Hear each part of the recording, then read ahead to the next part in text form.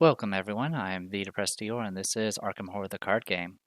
We'll be doing a playthrough of the Path of Carcosa campaign, starting with, of course, Curtain Call, but for this video we'll just be doing our Part 0, which is going to be taking care of the introduction, prologue, as well as go over the decks that we have, the investigators and decks we'll be using.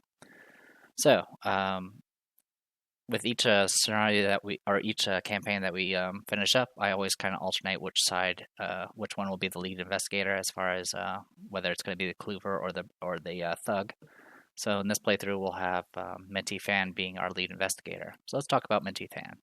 So Minty Fan, the secretary, she's an assistant. She has 4 will, 4 intelligence, 2 strength, and 2 agility. As a reaction, after an investigator at your location commits a card to a skill test, that card gains a wild icon until the end of the test. Limit once for each investigator per round. So she can do it once for herself and once for someone else. Now, she has to be in the same location, but that's okay. Her Elder Sign effect is +1. You may choose a skill card committed to this skill test to return to its owner's hand after this test ends. So you still get the benefit of the skill check of the skill card, and you get to reuse it. You can depend on me to guide you through the unknown. She has 7 health, 7 sanity. Alright, so yeah, really nice ability. Her having 4 book is a little bit of a detriment as a Clover, but she does have 4 will, which can help a little bit as far as dealing with the various encounter cards they have in the Mythos. So, her deck building, deck size 30. She has access to Seekers 0 through 5, and Neutral 0 5, and Survivor 0 to 2. So she has access to red cards. Her deck building requirements, she has to have her Analytical Mind and King of Yellow, which is her unique weakness, and a random basic weakness. Men never quite felt like she belonged in America. Things were even harder for her family before they moved. Being Vietnamese and Korea under Japanese rule, she worked hard to get her college degree, reminding herself that her parents had sacrificed much to come to the States. Finally, her father became acquainted with a man from Arkham, Mr. Thomas, who offered Min a job at his office. He was kind to her at first, but then he started reading The King in Yellow, and his demeanor changed completely. He lent it to Min, but she dared not read past the first act. 3 weeks later, Mr. Thomas was found dead, having taken his own life, and the King of Yellow is the key to the truth. Alright. So yeah, having access to red cards is always really fun for a lot of investigators, because there's just, neat things you can mess around with, like Test of Will and Lucky and things like that. In any case, this deck, there's a deck on Arkham DB, I think it's like called Draw Your Own, your entire hand, or something like that, have a full hand mend, or something along those lines. It's like one of the most popular ones. I took that deck and kind of made some tweaks to it, for me to play around with. Before I talk about the deck itself, I'll talk about her basic weakness. She got overzealous. This can be the best card or the worst card as far as weaknesses go. What you do is you draw the top card of the encounter deck, and no matter what, it gains Surge. That includes monsters, so you could spawn a monster and then Surge into another monster. Don't worry, I have this completely under control. Alright. But besides that, she also has the King of Yellow, which is her unique weakness. You put this into play in your threat area. It cannot leave except through the react ability below. You cannot commit exactly 1 or 2 cards to a skill test. So in most of our games, we usually only commit maybe 1 skill card, and sometimes maybe 2 if we're desperate. But this actually prevents you from doing so. You have to commit 3 or more. This also means that Minty Fan, when she has her weakness, cannot actually help anyone else with their skill checks by committing a card, because you're limited to only 1 card when you help someone else. So this completely negates that. After a skill test is successful with Minty Fan has committed at least 6 matching skill icons for the test, discard the King in Yellow. So essentially the only way to get rid of this is to commit a lot of cards to it and then pass the check. If you don't pass the check, then you're going to be hurting. This thing does take up a hand slot, by the way, which can be a bit rough. Which I think that's probably why you do... Okay, give me a moment. Okay, I think I'm okay with it. I was considering swapping something out, because I did bring in the Dream Diary for this deck, which takes up a hand slot, and I also have a magnifying glass, but I think it's still going to be okay. It's just kind of a little bit more dangerous, because King of Yellow can make it so it takes up a hand slot and forces me to discard, but I don't think that's the end of the world. Anyway, As her ability implies, having cards that you're willing to commit, most likely skill cards, is definitely a way to play. What's interesting about the deck is it actually uses just about every one of the neutral skill cards. So it has manual dexterity, which is for her agility, overpower for strength, perception for intelligence, and then guts for will. And each of these have the same effect, which is draw an additional card after you finish if you're successful with the test.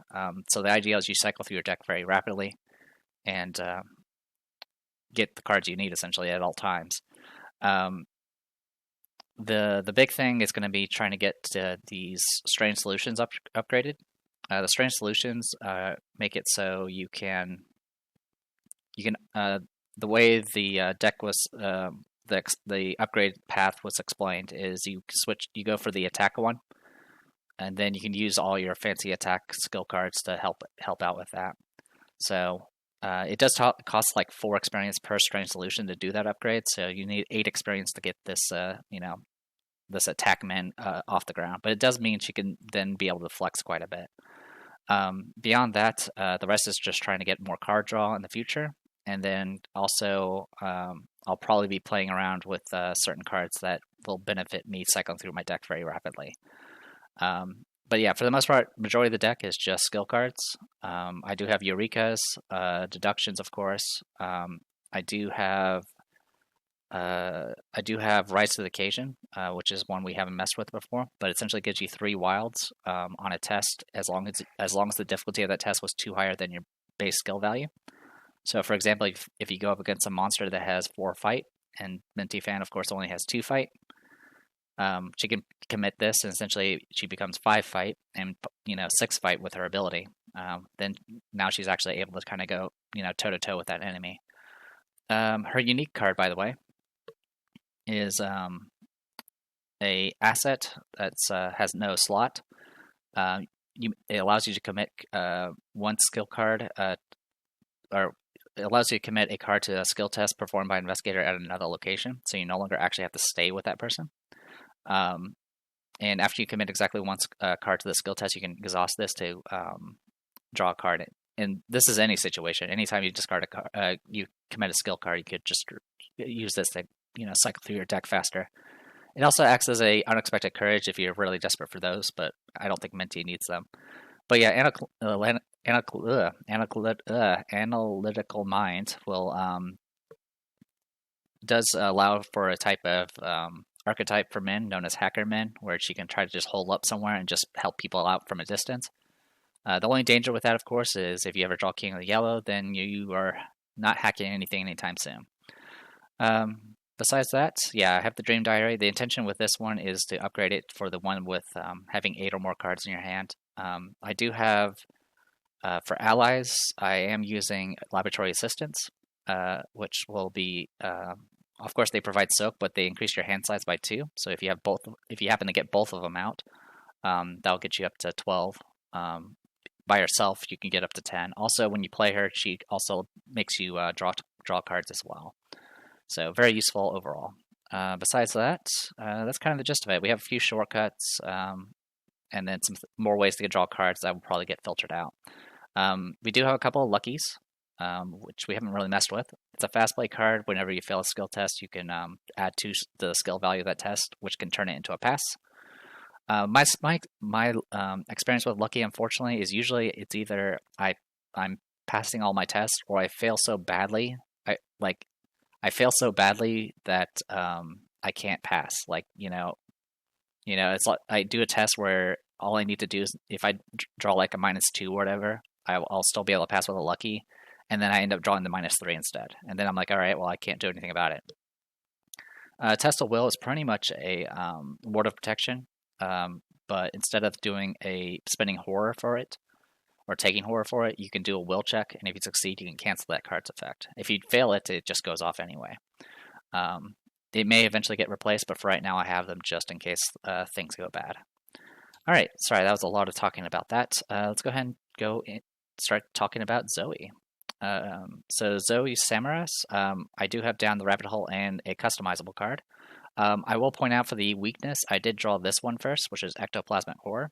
If you look, it says for that triangle symbol, investigators only. That triangle symbol means mystics. So this is they did make a few, in Scarlet Keys they made class-specific weaknesses, and if you end up drawing a one that's not for your class, you just draw again. So yeah, this thing will not, Zoe is a guardian, not a mystic, so this does not matter. Boop. All right. So as for Zoe Samaras, the chef, believer, hunter, after you become engaged with an enemy as a reaction, you can gain 1 resource. She has 4 will, 2 intelligence, 4 strength, and 2 agility. Her Elder Sign effect is +1, and if this skills test is successful during an attack, you will do +1 damage. God has spoken, I will do his work without hesitation. 9 health and 6 sanity. So yeah, one of the biggest weaknesses for Guardians is their cards are very, very expensive, particularly their weapons and even their allies. This actually helps out quite a bit. The only disadvantage for Zoe, I would say, is the fact she only has 4 fist and not 5. But since we've been playing with 3 fist for our previous campaigns, this is probably an upgrade. As for the back of a card, she has a 30-card deck. Well, actually, it ends up being like 33, but she has Guardian 0 to 5, neutral card 0 to 5, and then up to 5 other level 0 cards from any other class. So very similar, pretty much exactly like Jenny's Splash, where she just gets 5 or whatever she wants. She does start. She also has to add in Zoe's Cross, Smite the Wicked, and 1 random basic weakness. Zoe had known that she was special ever since God spoke to her one night when she was 6 years old. The night that terrible fire took away her parents. He told her that he had chosen her from among all the people of the world to be his agent. She would protect the innocent and punish the wicked.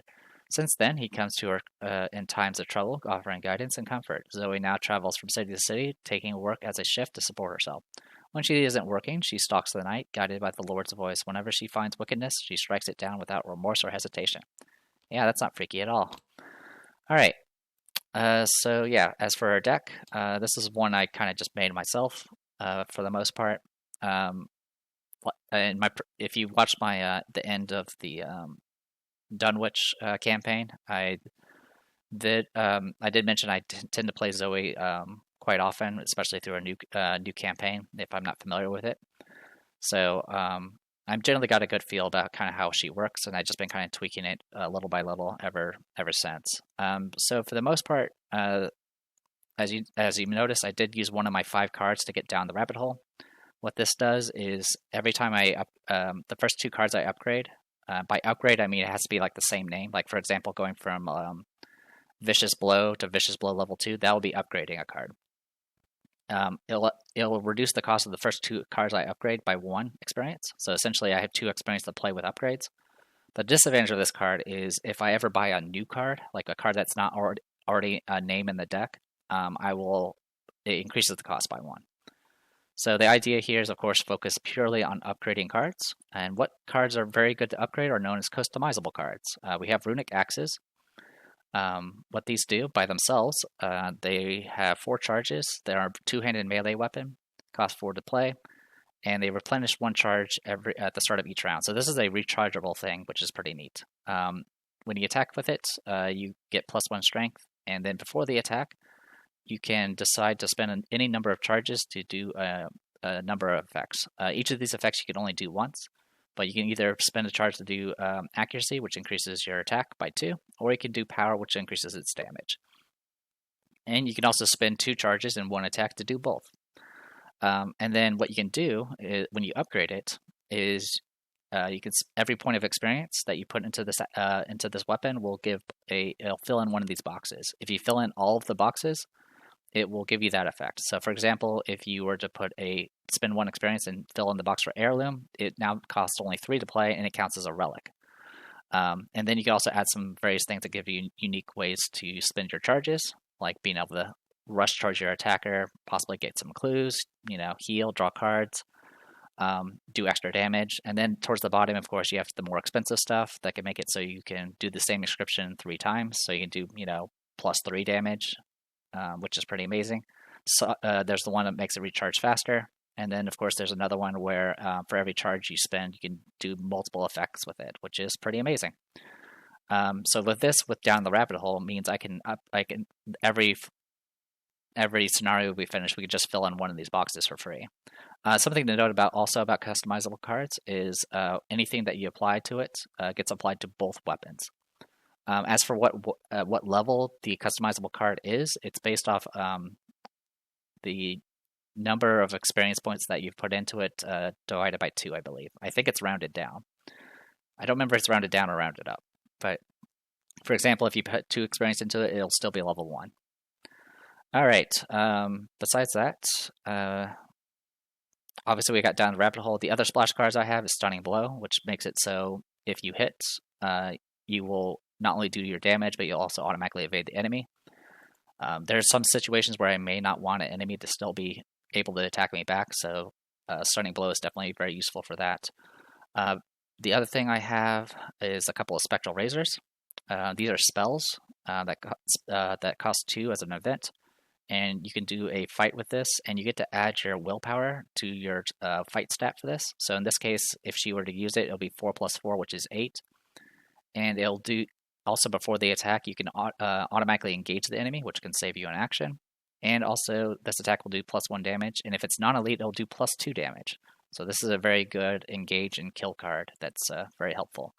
I do have a few other events that I can mess around with, like the 1-2 punch, just to get some extra hits in.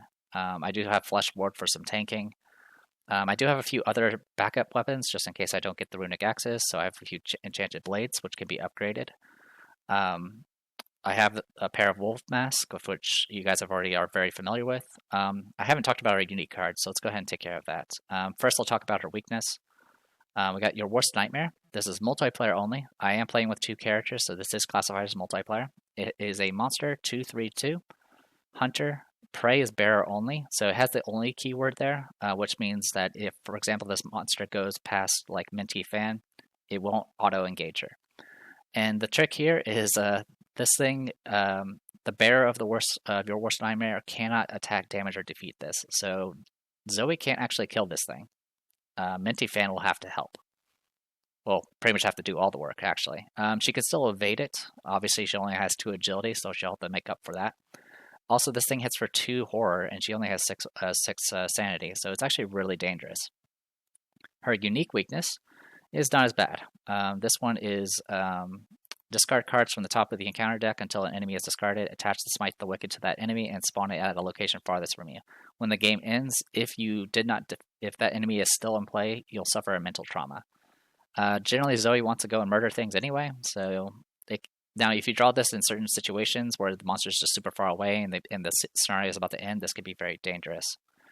But besides that, it's more just her doing her job mostly. Her unique item is a accessory, Zoe's Cross.